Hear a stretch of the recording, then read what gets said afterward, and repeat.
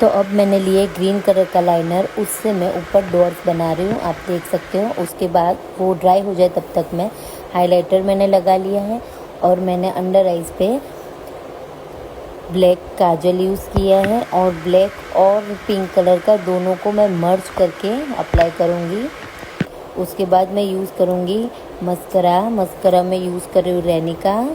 और आपको मेरा ये आई मेकअप कैसा लगा आप मुझे कमेंट में ज़रूर बताइएगा और मेरे आईडी को फॉलो करना मत भूलिएगा और लाइक और शेयर ज़रूर कीजिएगा, ठीक है। अब उसके बाद मैं करूँगी काजल किया है और उसके बाद अब मैं लूँगी लाइनर लेने वाली हूँ मैं ब्लू कलर का और उसको मैं डॉट्स के ऊपर कवर करने वाली हूँ। आप देख सकते हो कवर होने के बाद बहुत ही अच्छा लगता है आई लाइनर।